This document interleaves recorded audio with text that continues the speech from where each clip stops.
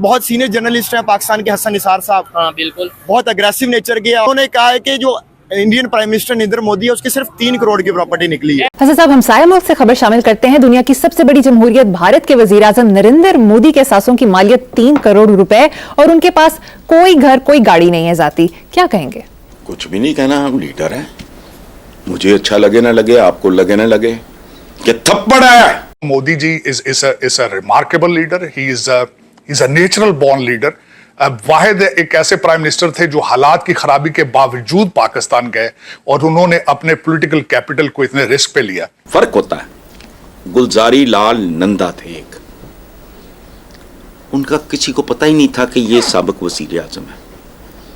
ठीक है, मोदी से काफी पहले की बात है। उन्होंने सारी जिंदगी किराए के मकान में गुजारी।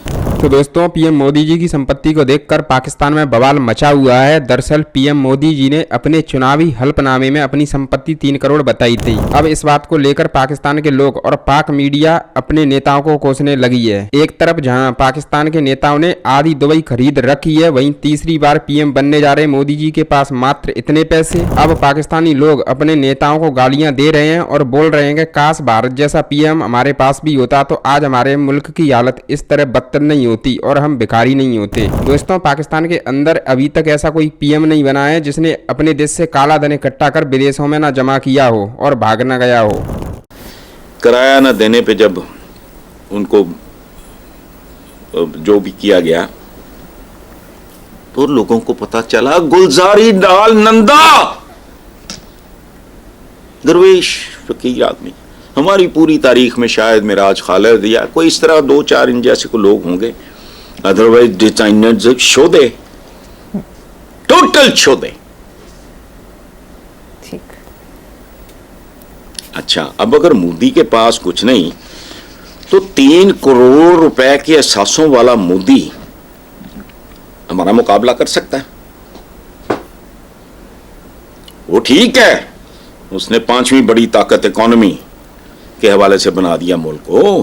पर कैपिटा इनकम $5,000 से बढ़ के 7,000 हो गई मोदी के दौर में। लेकिन हमारे चर्ब जबान मुचर्रब चर्बी ज़दा, ये टेड, ये गाटे, पेट पेट पेट मैं इसलिए करता हूं कि मैंने हजरत अली का कहीं एक कॉल पढ़ा था कि जिसका पेट बड़ा हुआ या बदकार है या बीमार है। तो ज़हनी तौर पे बीमार भी होता तो बीमार ही है। अब अंदाजा लगाओ, दुनिया की सबसे बड़ी डेमोक्रेसी का वजीर आजम, कैरियर क्या है? चाय बेचने वाला। वो पता नहीं, मुझे पिछले दिनों को दिखा रहा था कि वो कहीं किसी ने चाय शाय ऑफर की।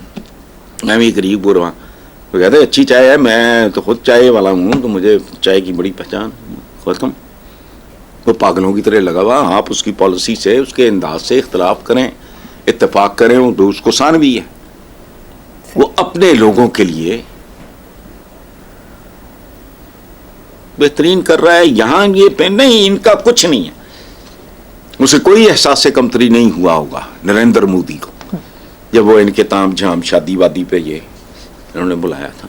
फर्क है, यही फर्क है। वो भारतीय प्राइम मिनिस्टर है नरेंद्र मोदी, वो अपना टेक्निकली आखिरी इलेक्शन लड़ने जा रहे हैं और लग ये रहा है कि शायद वो ही अगले प्राइम मिनिस्टर होंगे। तो उनकी कोशिश ये होगी, बहुत सारे उनके इर्द गिर्द के लोग जो एक्सपर्ट्स हैं, जो उनके करीबी दोस्त हैं, वो वहाँ पे मीडिया पे भी बात कर रहे हैं कि वो अपने आखिरी इलेक्शन के दौरान जो आखिरी टेन्योर है वो हिंदुस्तान के जो बड़े इशूज हैं उनको हल करने की कोशिश करेंगे ताकि लेगेसी अपनी अच्छी छोड़ के जा सके और हिंदुस्तान को इस रीजन में एक वाइब्रेंट मुल्क के तौर पर छोड़ जाए। तो यही Modi ji, I am expecting कि Modi ji will start a dialogue, start a trade with Pakistan, ताकि पाकिस्तान अगर आसूदा होगा, पीसफुल होगा, that is good for India as well. Accomplishments की एक लंबी लिस्ट है और ना सिर्फ भारत के लिए, मैं समझता हूँ मजबूत भारत के लिए मोदी साहब का करैक्टर, उनकी पर्सनैलिटी, उनकी leadership is very crucial, very important and there is no doubt, is written everywhere that Modi ji will be the next prime minister. As a Pakistani American मैं ये समझता हूँ कि 97 करोड़ लोगों का वोट डालना इस अ मिरेकल, इस a new phase of democracy. और मैं समझता हूँ कि सबसे बड़ी जो क्लेम किया जाता है कि Bharat is the biggest and largest and the vibrant democracy on the planet में उसकी सबसे बड़ी मिसाल है। मैं समझता हूँ 4 फेजेस, चौथी फेज हुई है अभी। 63% उसका टर्न आउट है, is remarkable. Matter of fact मैं I'm seeing the election taking places and I'm seeing the popularity of Modi ji up there and the rise of India in 2024 is amazing. It's a story to be told and you will see it in the future. The people will learn people will learn from Indian democracy. वो बंदा 10 साल prime minister रहा है और उसकी सिर्फ 3 करोड़ की property निकली है, जिसमें उसका कोई जाती घर नहीं है, जिसमें उसका कोई जाती बिजनेस नहीं है और कोई जाती गाड़ी नहीं है। और उधर एक गुलजारी लाल नंदा, वो एक प्राइम मिनिस्टर गुजरा इंडिया के अंदर जवाहरलाल नेहरू के बाद, वो जो बंदा था उसके पास किराए का मकान था और उसके पास किराया देने के लिए भी पैसे नहीं थे। और इस तरह का एक कैरेक्टर पाकिस्तान के अंदर भी थे, प्राइम मिनिस्टर मलिक महराज खालिद, ठीक है, वो भी इस तरह के थे। लेकिन पाकिस्तान में बहुत कम है। फॉर इंस्टेंस आपकी दलील मान ली जाती है इंडिया हमारा दुश्मन है, तो आप उनके साथ मुकाबला करो ना। फिर मुकाबला हथियार उठा के सिर्फ नहीं होता, और आजकल हथियारों वाली गेम भी चली गई है। आप उनसे मुकाबला करना, इकोनॉमी में मुकाबला करो। आपने मुकाबला करना है हेल्थ सेक्टर में करो, IT सेक्टर में करो, इंजीनियरिंग सेक्टर में करो। आप बताओ कि आपने क्या बनाया है। वो तो ऑटोमोबाइल इंडस्ट्री में इतने आगे चले गए हैं, उनकी IIT जो उनका इंस्टीट्यूट है वो किधर चला गया है। आपने क्या किया अभी तक? पाकिस्तान का कौन दुश्मन है भाईजान? इंडिया ही होएगा। हाँ? इंडिया ही होएगा। और आप फलस्तीन, आप नहीं, फलस्तीन तो और इसके नाम। अच्छा, हाँ, मैं पिछले दिनों एक पुरानी वीडियो देख रहा था नरेंद्र मोदी की, जिसमें वो कह रहा था कि भाई हमारा पाकिस्तान के साथ मसला नहीं है, पाकिस्तान के साथ हमने कंपैरिजन करना छोड़ दिया है, वो अपनी 2 टाइम की रोटी पूरी कर लें, यही उनके लिए काफी है। मैंने with reference to Pakistan Hindustan को चलाने के तरीके 10 साल से ताला लगा दिया। वो अपना 2 टाइम की अच्छी रोटी खा ले, बस मुझे कोई उसमें समय गंवाने की जरूरत नहीं है। हम उनको दुश्मन समझते हैं, हम कंपैरिजन कर रहे हैं और वो हमें किसी खाते में नहीं ला रहे। हमारे पास तो एक सरगोदा में पिछले दिनों उन्होंने वो एक क्रिश्चियन को जो है वो मार दिया मजहब के नाम के ऊपर। पहले वो इन्होंने जड़ावाला के अंदर जो उन्होंने क्रिश्चियंस के साथ किया है, कराची में भी इनके साथ क्या किया है। सबसे पहले आप मजहबी मुनाफरत तो खत्म करें, जो कि आपने पाकिस्तान को आग में झोंक दिया हुआ है। वहाँ पे आपको कोई वाकया सुनने को मिलता है, बहुत रेयर मिलता होगा, ठीक है। अगर उनके यहाँ बड़ी आबादी है तो उन्होंने उसको हैंडल भी किया हुआ है। ये यहाँ पे देखें, हमें बिल्कुल अनबाइस्ड रह के बात करनी चाहिए। वहाँ पे भी इशू होते होंगे।